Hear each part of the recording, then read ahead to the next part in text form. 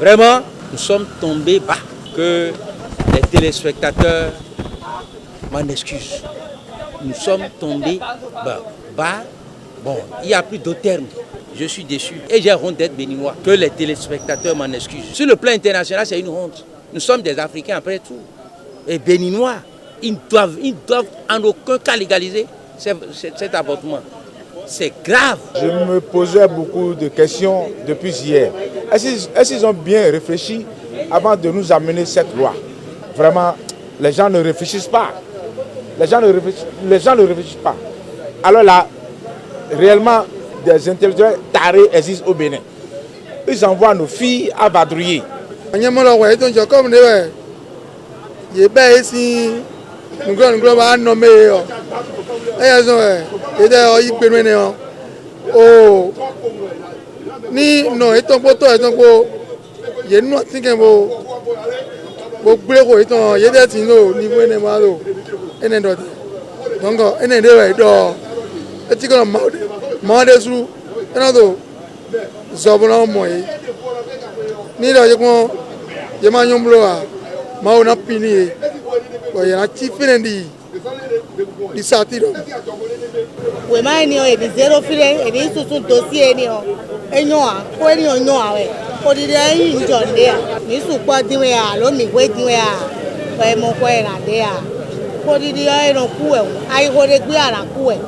Donc les gens aussi n'ont qu'à voir le truc avant de publier les choses. Ils n'ont qu'à revoir bien leur copie.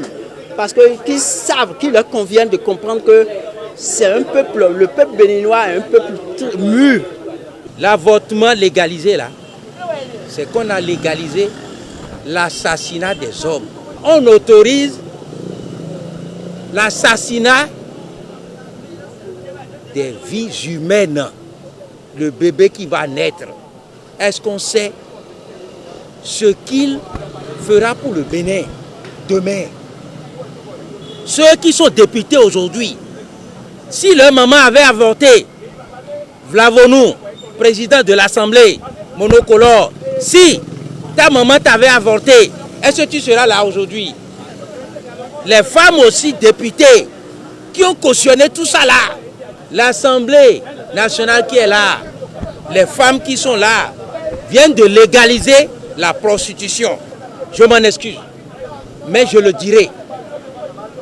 Comment, d'accord, une femme mariée, après la prostitution, tombe enceinte, peut aller avorter officiellement. Les femmes mariées peuvent avorter officiellement.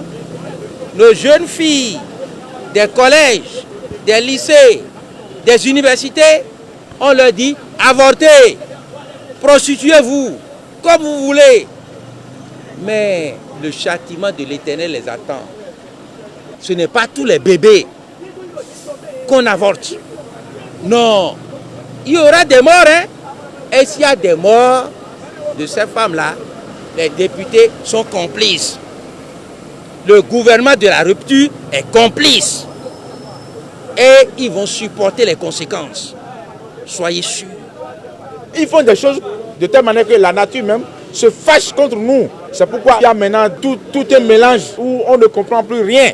Vous voyez le virus Covid qui est venu. C'est parce que Dieu se fâche contre les hommes où toutes ces choses-là se passent. Mais comment on peut autoriser l'avortement? Est-ce possible?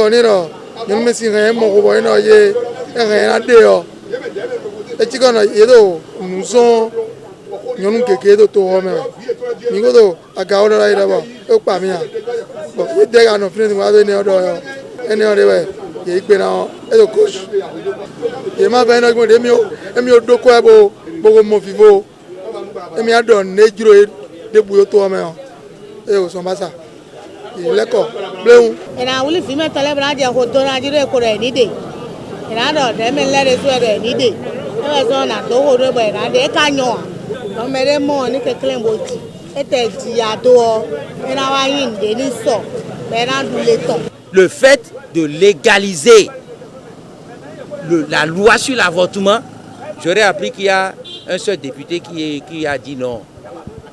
Il y a qu'un attendait Yahweh. Ceux-là, je les salue. Yahweh Janvier, je te salue parce que tu es issu d'une famille pauvre. Si ta maman Nana t'avait avorté en 1962, tu ne serais pas député, tu ne serais pas même en vie. Mais toi, tu as refusé. Tu n'es plus dedans. Akhenatonde, vous deux, vous êtes épargnés. Vous êtes digne fils, mari. Leur demandera de compte.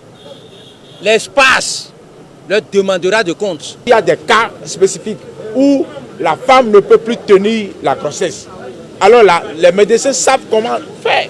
Mais dans le cas général, on ne peut jamais autoriser un avortement. Alors, on envoie les petites filles de 12 ans, 13 ans à s'adonner au sexe librement. C'est pas bon.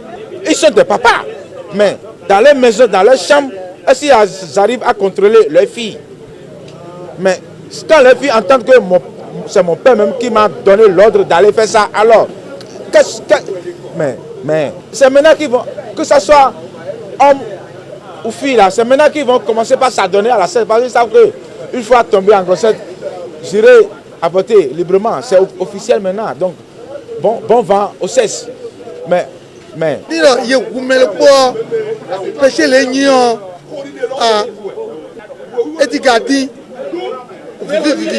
Vito est comme on doit complet on a sous on et dit babo et là quand il était au dos quoi il était là on est là dehors parce que non étant poto étant po blomo il était si wado fille de ne otia il est aussi de vidéo c'est que mais bien dans les l'image là regardez un peu les avortements. Il y a beaucoup qui meurent. Vous êtes femme journaliste. Donc, si vous tombez enceinte maintenant, si ça ne vous plaît pas, vous irez avorter. Et si vous trouvez la mort? Mais si vous avez déjà des enfants, qui va supporter ces enfants? Mais est-ce qu'ils ont mesuré les conséquences avant d'aller légaliser cette loi-là? Non. Et celui qui a introduit cette loi-là sera puni. En 1958, l'Assemblée nationale française avait procédé à cette loi. Mais le peuple français s'est soulevé contre. Regardez la Chine, ils sont 2 milliards et quelques. Mais l'avortement n'a pas été autorisé comme ça. C'est réglementé. L'ouragan du peuple arrivera et les fera partir de gré ou de force, ils partiront.